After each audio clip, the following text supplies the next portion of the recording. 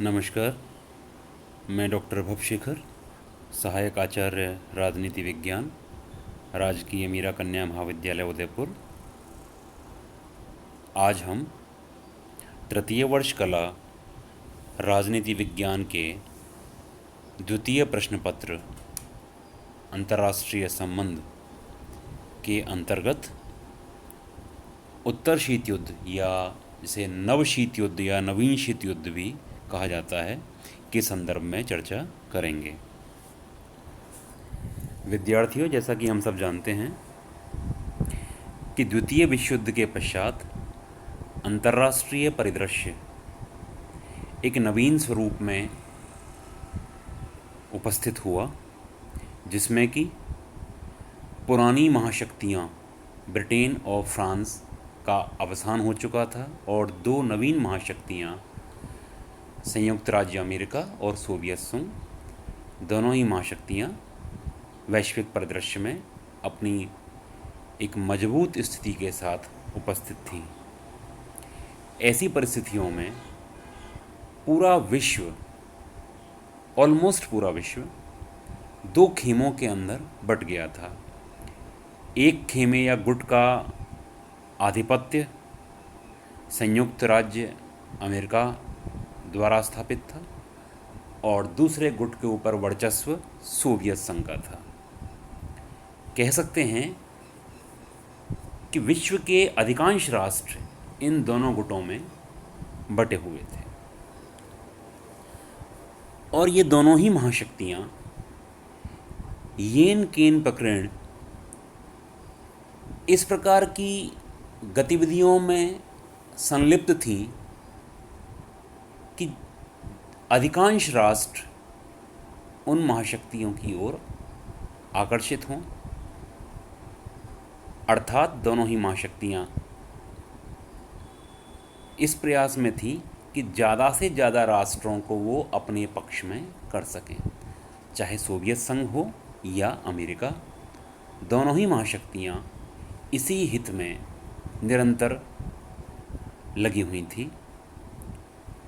साथ ही जैसा कि हम पहले विगत व्याख्यानों में शीत युद्ध के संदर्भ में चर्चा कर चुके हैं और दितांत की चर्चा कर चुके हैं, तो हमने वहाँ देखा कि दोनों ही महाशक्तियाँ लगातार इस हेतु प्रयासरत थीं कि एक दूसरे को कमज़ोर कर सकें, अंतर्राष्ट्रीय पटल पर एक दूसरे की जो स्थिति है उसको नुकसान पहुंचा सकें और स्वयं की महानता या स्वयं का जो सकारात्मक पक्ष है उसको दुनिया के समक्ष ज़्यादा से ज़्यादा प्रस्तुत कर अधिकाधिक जो नेतृत्व का उनका विस्तार है उसको अधिकाधिक कर सकें। दोनों ही महाशक्तियों की होड़ थी। शीत युद्ध के दौरान ये सब कुछ बहुत विस्तार से देखने को मिला, लेकिन जब सन 1962 में क्यूबा संकट उपजा तो उसके पश्चात सोवियत संघ के राष्ट्राध्यक्ष के द्वारा जो निर्णय लिया गया, उस निर्णय ने न केवल दोनों महाशक्तियों को वरन संपूर्ण वैश्विक समुदाय को तीसरे विश्व युद्ध से बचा लिया और 1962 के पश्चात से लेकर के लगभग 1978 तक एक शांति का समय रहा, तनाव शैथिल्य का समय रहा, जिसे दितांत भी कहा जाता है, जबकि दोनों महाशक्तियों के बीच में सौहार्दपूर्ण व्यवहार रहा, वैश्विक परिदृश्य में भी सौहार्दपूर्ण वातावरण का निर्माण हो रहा। इसके अतिरिक्त इन परिस्थितियों में दोनों महाशक्तियों ने नकारात्मकता को छोड़कर न केवल अपना वरन संपूर्ण दुनिया को, विश्व को एक सकारात्मक दिशा में ले जाने का प्रयास किया। अर्थात हम कह सकते हैं कि तनाव को न्यूनतम स्तर पर ले जाने का प्रयास किया, जिसके तहत उन्होंने निशस्त्रीकरण की प्रक्रिया तथा अन्य जो सकारात्मक कार्य थे उनको करने का प्रयास किया, जिसके तहत जो परमाणु परीक्षण प्रतिबंध संधि थी 1963 की, वह परमाणु प्रवाह संधि 1968, मॉस्को बोन समझौता 1970, बर्लिन समझौता 1971, यूरोपीय सुरक्षा सहयोग सम्मेलन 1973 से 75, साल्ट जो संधि से संबंधित वार्ताएं थीं, साल्ट 1 और साल्ट 2, दोनों ही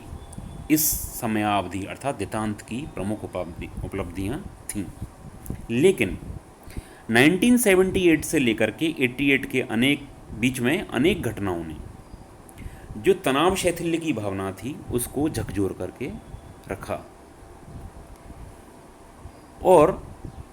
हम यह तो नहीं कह सकते कि इस दशक के दौरान तनाव शैथिल्य खत्म हो गया, लेकिन तनाव शैथिल्य का जो भाव था वो क्षतिग्रस्त अवश्य हो गया। अब दोनों महाशक्तियाँ पुनः शीत युद्धकालीन भाषा का प्रयोग करने लगीं। शस्त्रों की जो होड़ थी वह पुनः तीव्र गति से बढ़ने लगी और टकराव के कुछ जो विविध केंद्र थे वो पुनः उत्पन्न हो गए, और हम कह सकते हैं कि एक प्रकार से नवीन शीत युद्ध, जिसे उत्तर शीत युद्ध भी कहा जाता है, का प्रादुर्भाव हुआ। अब यहाँ पर प्रश्न यह उपजता है कि वे कौन से कारण थे जिनके माध्यम से इस नवीन शीत युद्ध का प्रादुर्भाव हुआ।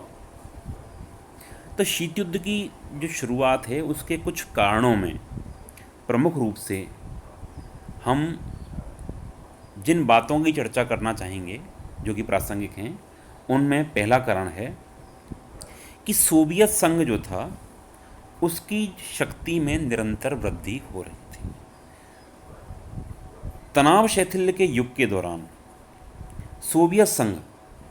परमाणु और नौसैनिक शक्ति में अमेरिका की बराबरी करने का प्रयत्न कर रहा था। जब अमेरिका वियतनाम के साथ युद्ध में उलझा हुआ था,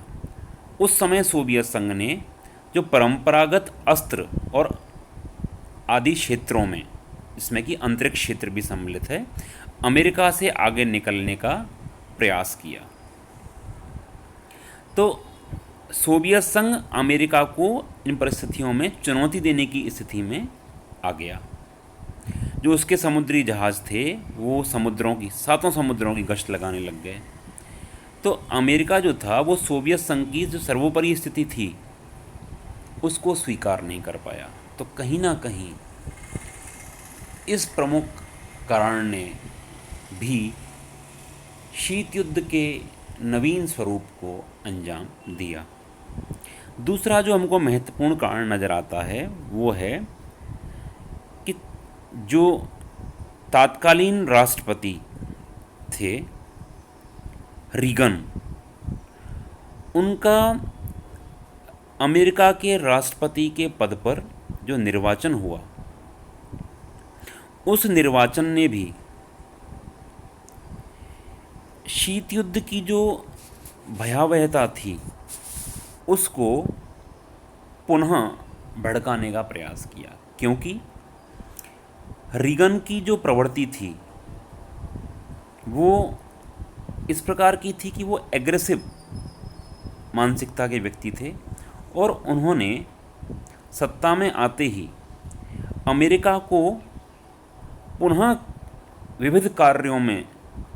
संलग्न करने का प्रयास किया, शस्त्र उद्योग को बढ़ावा देने का प्रयास किया, मित्र राष्ट्रों को पुनः शस्त्रीकरण करने का प्रयास किया, अर्थात शस्त्रों की जो प्रतिस्पर्धा थी उसको तेज करने का प्रयास किया और सोवियत संघ के प्रति उग्र नीति अपनाने की घोषणा की। तो इसने आग में घी डालने का काम किया। एक जो अन्य प्रमुख कारण हमको नज़र आता है वह है कि अंतरिक्ष अनुसंधान के बीच के अंतर्गत सोवियत संघ और अमेरिका के मध्य एक प्रतिस्पर्धा का भाव उत्पन्न हो गया था। अंतरिक्ष में हथियारों की जो होड़ का जो सिलसिला था वो काफ़ी समय से थमा हुआ था, लेकिन जिस दिन पहला स्पुतनिक छोड़ा गया था उसी दिन यह होड़ जो थी वापस से चालू हो गई। हम कह सकते हैं कि इस संदर्भ में दोनों ही जो महाशक्तियाँ थीं उनकी जो नीयत थी वो साफ नहीं थी। दोनों महाशक्तियों को यह आशंका हमेशा रहती थी कि दूसरी महाशक्ति अंतरिक्ष में अनुसंधान में कहीं आगे ना बढ़ जाए, इसलिए दोनों ही एक दूसरे के ऊपर नज़र रखते थे। इसलिए पहले साधारण उपग्रह, फिर संचार उपग्रह, फिर अंतरिक्ष में प्रयोगशाला और मनुष्य को अंतरिक्ष में रखना, बहुत सारे अंतरिक्ष स्टेशनों की स्थापना करना, जो इस तरह के कार्य हैं बहुत सारे, इसमें कि स्पेस शटल को स्थापित करना। तो हम ये कह सकते हैं कि इन कार्यों ने कहीं ना कहीं जो उत्तर शीत युद्ध है उसको पुनः भड़काने का कार्य किया। इसके अतिरिक्त एक जो अन्य प्रमुख कारण है वह है अफ़गानिस्तान के अंतर्गत सोवियत संघ के द्वारा हस्तक्षेप किया जाना। तो अब अफ़गानिस्तान में जब तख्ता पलट हुआ और वहाँ पे जो सत्ता थी वो साम्यवादी लोगों के हाथ में स्थापित हो गया, चली गई, तो इससे अमेरिका को बहुत बड़ा धक्का लगा। 27 दिसंबर 1979 को सोवियत संघ ने जिस तत्परता से अफ़गानिस्तान में कार्यवाही की उससे न केवल अमेरिका बल्कि संपूर्ण विश्व चौंक उठा। अफ़गानिस्तान में सोवियत संघ के हस्तक्षेप से अमेरिका जो था वो एकदम हड़बड़ी में आ गया। उसने सोवियत हस्तक्षेप की निंदा की और सीनेट के अंदर जो साल्ट संधि थी, साल्ट 2, उसकी जो बहस थी उसको स्थगित कर दिया और हॉटलाइन वार्ता पर अमेरिका के जो राष्ट्रपति थे उन्होंने सोवियत नेताओं से कड़े शब्दों में निंदा करी इस घटना की। और हम कह सकते हैं ओलंपिक खेलों का बहिष्कार आदि आदि कार्रवाइयाँ जो इस प्रकार की हुई, जिसने कि पुनः दोनों महाशक्तियों के मध्य अविश्वास, द्वेषतापूर्ण संबंध आदि का जो निर्माण किया। इसके अतिरिक्त एक जो अन्य कारण हमको नज़र आता है वह है कि दक्षिण पूर्वी एशिया में सोवियत संघ का जो प्रभाव बढ़ रहा था वह भी कहीं ना कहीं अमेरिका को नागवार हो रहा था। चीन भी इस बात से नाराज़ था क्योंकि अमेरिका नहीं चाहता था कि सोवियत संघ की जो प्रभाव क्षेत्र था उसके अंदर विस्तार हो। तो इन सब बातों ने कहीं ना कहीं वापस से दोनों महाशक्तियों के मध्य एक प्रतिस्पर्धा का भाव, एक शत्रुतापूर्ण संबंधों का भाव पुनः स्थापित किया। एक अन्य प्रमुख कारण में यह है कि यूरोप के अंतर्गत जो प्रक्षेपास्त्र थे उनको स्थापित करने का जो निर्णय सोवियत संघ के द्वारा लिया गया, तो उससे कहीं ना कहीं जो नाटो से संबंधित, नाटो मतलब अमेरिका के जो सैन्य संधि थी उस क्षेत्र के अंदर, नॉर्थ अटलांटिक ट्रीटी ऑर्गेनाइजेशन, उत्तर अटलांटिक क्षेत्र में, तो नाटो के जो राष्ट्र थे उनके अंदर में कहीं ना कहीं भय व्याप्त हो गया। तो इस सब कारणों से क्या हुआ कि एक जो माहौल था उस माहौल ने सोवियत संघ और अमेरिका दोनों को ही कहीं ना कहीं तनाव में लाने का जो कार्य किया। और इस स्थिति में नाटो राष्ट्रों ने सोवियत संघ से मुकाबला करने के लिए अमेरिका से अत्याधुनिक तकनीक के सशक्त अस्त्र शस्त्रों की तैनाती की, जिससे कि सोवियत संघ और अमेरिका के जो संबंध थे वो कहीं ना कहीं पुनः खराब हो गए। इसके अलावा एक और जो महत्वपूर्ण कारण है नज़र आता है वह है स्टार वार कार्यक्रम, अर्थात अंतरिक्ष में जो युद्ध की जो परियोजना थी वह। अब यूँ तो ये नाम ही कुछ अलग सा लगता है। इसके अंतर्गत क्या था कि 23 मार्च 1983 को तत्कालीन जो अमेरिकी राष्ट्रपति थे रीगन, उन्होंने अमेरिका को संबोधित करते हुए स्टार वार्स संबंधी घोषणा की, यानी अरबों डॉलरों से निर्मित हो रही अमेरिका की एक नई प्रतिरक्षा परियोजना। इसका उद्देश्य यह था कि हमला रोकने के लिए बैलिस्टिक प्रक्षेपास्त्रों से सुरक्षा की हाल में विकसित टेक्नोलॉजी के उपयोग के तरीके खोजना, ताकि अमेरिका अपनी और अपने मित्र राष्ट्रों की सुरक्षा कर सके। तो इसके तहत लगभग 2000 युद्धयान अंतरिक्ष में तैरेंगे और आधुनिकतम आयुधों से जो घुसपैठिया प्रक्षेपास्त्र हैं अर्थात शत्रु देश के द्वारा छोड़े गए उनको नष्ट कर देंगे। तो यह एक ऐसी तकनीक थी जिससे कहीं ना कहीं शत्रु के द्वारा जो भी आक्रमण किया जाता उसको पहले ही बेअसर कर दिया जाता, अर्थात यह एक प्रकार का अमेरिका के लिए सुरक्षा कवच का निर्माण हो रहा था, जिससे कि कहीं ना कहीं सोवियत संघ को एक प्रकार का झटका लगा और उसने भी नवीन शीत युद्ध को वापस से भड़काने का कार्य किया। अब प्रश्न उठता है कि जो दूसरा शीत युद्ध जिसे कहते हैं या उत्तर शीत युद्ध या नवीन शीत युद्ध जो था उसमें और जो पुराना शीत युद्ध जो केवल शीत युद्ध के नाम से है उसके अंदर क्या अंतर था। तो हम कह सकते हैं कि जो दूसरा शीत युद्ध या उत्तर शीत युद्ध है यह शीत युद्ध से काफ़ी भिन्न था, क्योंकि जो शीत युद्ध था प्राचीन या प्राचीन इन द सेंस जो दितांत से पहले का, वह विचारधारा के ऊपर आधारित था। अर्थात शीत युद्ध जो था वो साम्यवाद विरोधी था, जबकि उत्तर शीत युद्ध या नव शीत युद्ध जो है यह सोवियत संघ का विरोधी था। तो हम यहाँ कह सकते हैं कि स्पष्ट रूप से कि शीत युद्ध जो था दितांत से पहले वो विचारधाराओं का संघर्ष था, लेकिन दितांत के पश्चात का जो उत्तर शीत युद्ध या नव शीत युद्ध है वह दो महाशक्तियों के बीच का टकराव था। दूसरी बात जो अपने को प्रमुख उभर के आती है वह है कि पुराना जो शीत युद्ध था वो कहीं ना कहीं एक विचारधारा के दायरे के अंदर लड़ा जा रहा था, जिसमें कि पूंजीवाद बनाम साम्यवाद या लोकतंत्र बनाम सर्वहारा तंत्र आदि जो प्रमुख पहलू थे, जबकि जो नया शीत युद्ध है उसका आधार उपयोगिता और स्वार्थ थे, ना कि कोई विचारधारा। तो ये परस्पर जो ईर्ष्या थी दोनों महाशक्तियों की, यह नवशीत युद्ध का एक बहुत बड़ा कारण थी। दूसरी बात, एक और जो अपने को विशेषता नज़र आती है वह है कि जो पुराना शीत युद्ध था उसके मुख्य पात्र अमेरिका और सोवियत संघ थे, जबकि जो उत्तर शीत युद्ध या नवशीत युद्ध है उसके अंतर्गत अमेरिका, ब्रिटेन, चीन, फ्रांस और सोवियत संघ, इन सब जो राष्ट्रों का एक मिला जुला एक प्रक्रिया थी। इसके अलावा एक जो अन्य विशेषता नज़र आती है वह है कि पुराने शीत युद्ध के अंतर्गत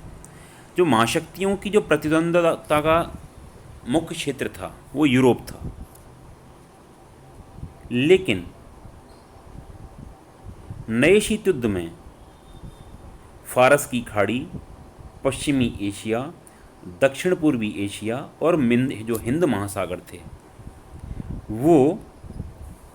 जो दोनों महाशक्तियों के संघर्ष के या प्रतिस्पर्धा के केंद्र बन गए थे। इस प्रकार से हम कह सकते हैं कि एक अन्य प्रमुख जो विशेषता नज़र आती है वह है कि प्रथम शीत युद्ध या जो शीत युद्ध का काल था उसमें गुटनिरपेक्ष आंदोलन का प्रादुर्भाव हुआ, और गुटनिरपेक्ष आंदोलन का उद्देश्य महाशक्तियों के मध्य एक सेतुबंध का कार्य करना, पुल का काम करना, ब्रिज का काम करना, ताकि दोनों को जोड़ सके। जबकि दूसरे शीत युद्ध काल में गुटनिरपेक्ष राष्ट्र स्वयं गुटबंदी के शिकार होते जा रहे थे, और गुटनिरपेक्ष मंच पर कुछ देश अमेरिका की तरफदारी करने लगे तो कुछ जो है सोवियत संघ की तरफदारी करने लगे। यह भी एक बड़ा विभेद हमको नज़र आता है। इसके अतिरिक्त जो ये उत्तर शीत युद्ध है यह महाविनाशकारी शस्त्रों के जमाव और भंडारण से भय और मानसिक तनाव उत्पन्न करके लड़ा जा रहा था। ये भी एक इसका जो प्रमुख विशेषता है। इसके अलावा और हम समझ सकते हैं कि जो पहला शीत युद्ध था वो सोवियत के लिए कह सकते हैं कि सोवियत संघ के लिए मजबूरी थी एक तरह से, क्योंकि सोवियत संघ को अपने आप को अपनी शक्तियाँ वृद्धि करने के लिए कहीं ना कहीं एक प्रतिस्पर्धा का भाव रखना था, अपने दायरा बढ़ाना था। लेकिन जो उत्तर शीत युद्ध है यह अमेरिका की मजबूरी थी, अर्थात अमेरिका अपनी मजबूत स्थिति को बरकरार रखने और सोवियत संघ से ना पिछड़ने, इस भावना के कारण यह उत्पन्न हुआ। अब हम बात करते हैं कि जो उत्तर शीत युद्ध है इसके क्या परिणाम हुए। तो जो उत्तर शीत युद्ध है या नवीन शीत युद्ध है या द्वितीय शीत युद्ध है, इसके भी जो अंतर्राष्ट्रीय राजनीति में दूरगामी और व्यापक प्रभाव जो है अपने को देखने को मिलते हैं, जिसमें कि कुछ बातें जो स्पष्टतया उभर के आती हैं वह है कि एक तो जो तनाव शैथिल्य का भाव था उसको बहुत नुकसान पहुंचा। जो क्यूबा संकट था उसने दोनों महाशक्तियों के बीच में प्रतिस्पर्धा के भाव को त्याग कर परस्पर सहयोग के भाव को जन्म दिया, जिससे कि न केवल दोनों महाशक्तियां वरन वैश्विक समुदाय भी शांतिपूर्ण तरीके से अपना जो है समय व्यतीत करने, सकारात्मक भाव के साथ विकास करने आदि में संलग्न था। लेकिन इस द्वितीय शीत युद्ध या उत्तर शीत युद्ध या नव शीत युद्ध, इसे तीनों नाम से बोल सकते हैं, ने यह जो भाव था शांति का, तनाव शैथिल्य का, सहयोग का, इस भाव को बहुत नुकसान पहुंचाया, क्षति पहुंचाई, क्योंकि अब दोनों ही महाशक्तियां वापस से प्रतिस्पर्धा का भाव रख करके और संघर्षरत अवस्था में आ गई। दूसरा जो एक हमको और प्रभाव या परिणाम देखने को मिलता है वह है कि तनाव जो केंद्र थे उनका स्थानांतरण हो गया। जो शीत युद्ध था पुराना, उसके वर्षों में तनाव के जो जाने पहचाने केंद्र बिंदु थे इनमें से अधिकतर यूरोप के जो केंद्र में स्थित थे। लेकिन जो अब तनाव के केंद्र थे वो Afghanistan, Kampuchea, Nicaragua, El Salvador आदि जो दूरस्थ प्रदेश थे वो बन गए। इसके अलावा एक जो प्रमुख बात हमको देखने को मिलती है वह है कि जो निशस्त्रीकरण का भाव था, जो क्यूबा संकट के बाद दोनों ही महाशक्तियों ने निशस्त्रीकरण की प्रक्रिया को जो बढ़ावा दिया, वह प्रक्रिया थम गई। उसको बहुत बड़ा देख सकते हैं कि अवरोध लगा, क्षति हुई, क्योंकि नवशीत युद्ध ने जो भी निशस्त्रीकरण की कार्यवाहियाँ चल रही थीं उन सब को नुकसान पहुंचाया, क्योंकि वो संपादित नहीं हो पाई, और अगर यदि कोई संधि हो गई तो वो प्रॉपर रूप में इम्प्लीमेंट भी नहीं हो पाई, और वापस से पुनः विभिन्न प्रकार के शस्त्रास्त्रों की जो होड़ थी वो प्रारंभ हो गई। इस प्रकार से हम कह सकते हैं कि उत्तर शीत युद्ध काल में जो शांतिपूर्ण जो प्रतिद्वंद्विता का जो स्थान था वो आक्रामक राजनीतिक सैनिक प्रतिद्वंद्विता ने ले लिया, और युद्ध की जो मनोदशा या कहें कि युद्ध का जो उन्माद था उस प्रकार के एक नवीन युग का प्रारंभ हो गया। तो यह स्पष्ट रूप से यहाँ पर कहा जा सकता है